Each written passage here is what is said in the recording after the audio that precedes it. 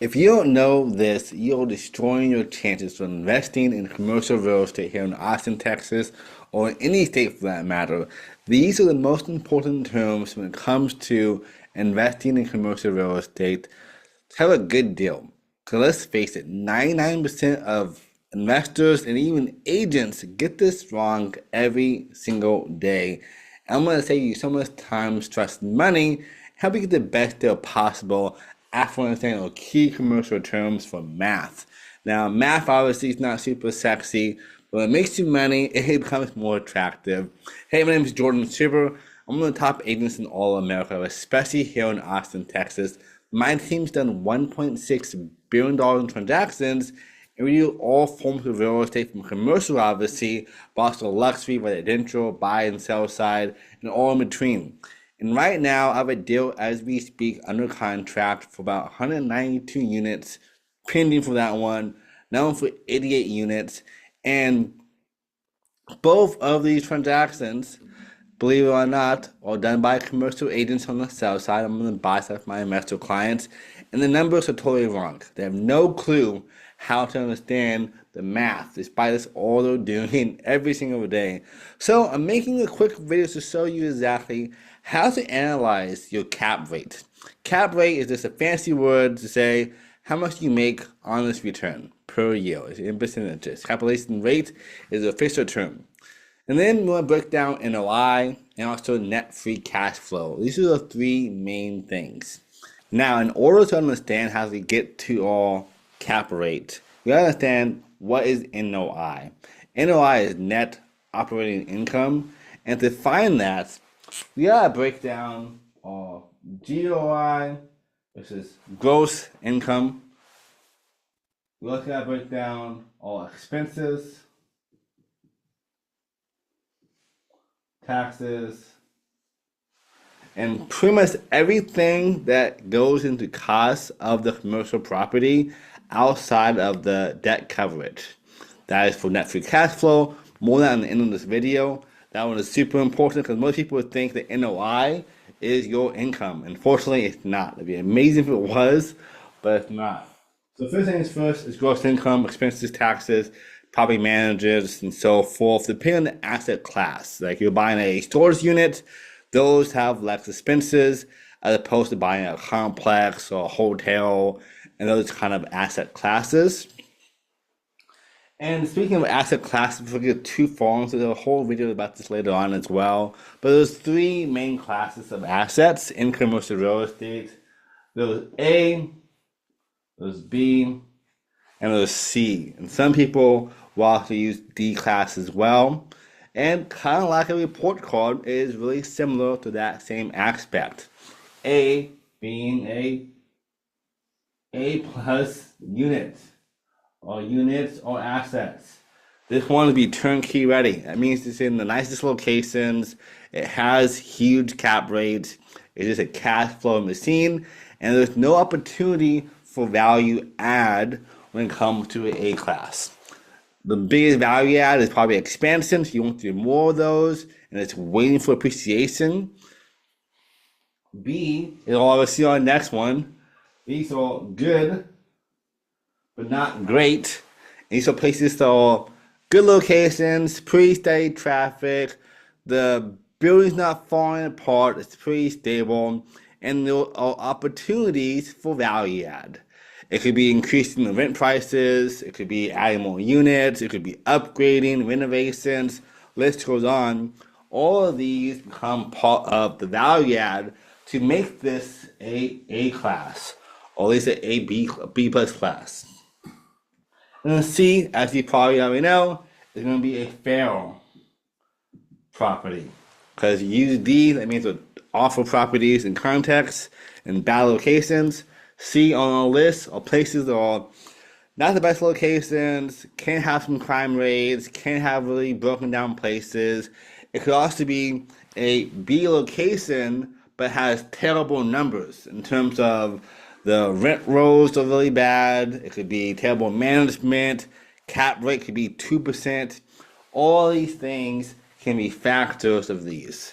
Now, the goal, more often than not, for most commercial real estate investors is to normally buy a A-class if they're already super successful, or they want to have a turnkey, more passive investment strategy.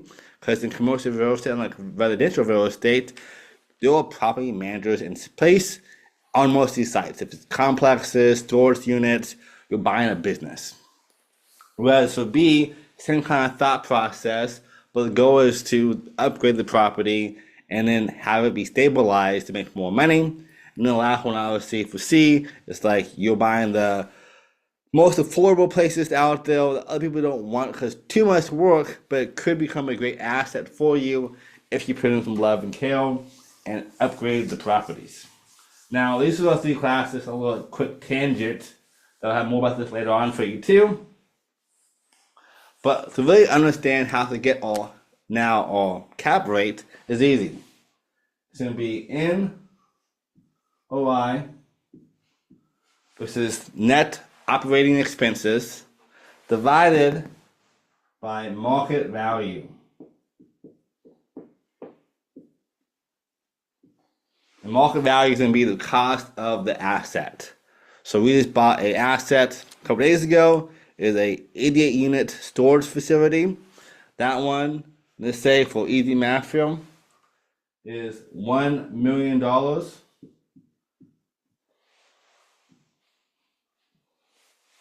And let's say that our NOI in this case is $100,000. That means that all gross income, expenses, and taxes, all the other everything else you have on there is probably an extra $30,000-$40,000 of expenses to get to our sections there. Supposed to be actually minus, not plus. So get to our strategy here. Then from there, we can see divided by or equal 10%. Which is a great return on your money in most cases. In commercial real estate, the goal for a good asset is normally between 7 and 12%. If you can find a 7 to 12% return, some say even 8% as a low end, you have a pretty good asset. And this is how you understand what you're taking home of your returns on this.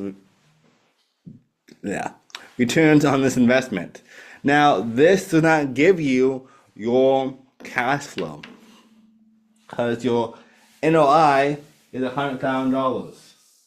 And a lot of people, what they do for NOI also, while I'm making this video, because I've seen a lot of commercial agents doing this for some reason, they're using their gross income, gross operating income, as their NOI number.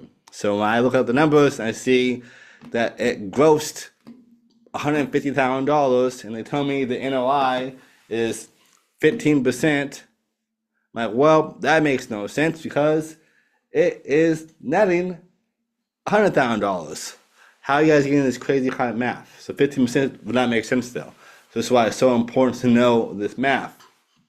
Now to get to your net free cash flow, how much you're making at the end of the day, this breaks down to being our NOI minus our debt services. And debt services plus also any hard costs. And say a roof breaks down during that year, you gotta fix the roof. That also be counted towards our debt services plus miscellaneous costs as well. So if my NOI is $100,000, in this example, let's say 100K, and our debt service, debt coverage to satisfy our loan for this $1 million asset costs us, let's say, $6K a month or $5K a month, or even easier math for us. Which is $60K a year. That means our cash flow is $40,000 a year in free cash flow. You're making an actual profit after all said and done. And this is why a lot of people love investing in commercial real estate and assets in Austin, Texas, or anywhere for that matter, because you get much higher returns. Think about this.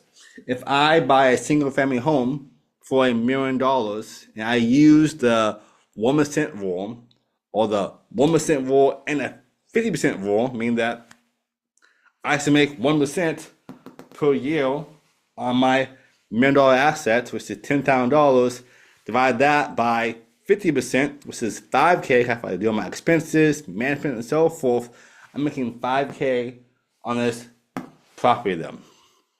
That NOI is atrocious. Whereas for this one, I can then buy an asset that gives me $40K a year for the same price. This is why a lot of people love commercial real estate for a lot of different reasons. One, you have tax coverage and opportunities, appreciation still. Most people have no clue about commercial real estate, so that's competition. And of course, also on top of that, you have to have amazing returns as well, the 10%. And the 10% cap rate does not include appreciation, does not include debt pay down, and so forth as part of that return. So your return is suggesting more than 10% on. And then this is why this is a great asset for you. So hopefully help you. If you need questions down below, let me know. Also, if you need any help with commercial real estate, that's buying or selling, pretty much any asset class, but especially storage units, RV parks, mobile home parks, complexes, hotels, I'm happy to help you out as much as you can on all different areas. If you need land, I have a team member on my team as well who does land speculation. So pretty much anything you need on commercial real estate, we can help you get the best deal, run the numbers, find deals for you, make it super turnkey ready and easy for you to just know you're buying a safe investment. As always, thanks for watching. That's the best yet. I'll see you at the top, and thanks for being here.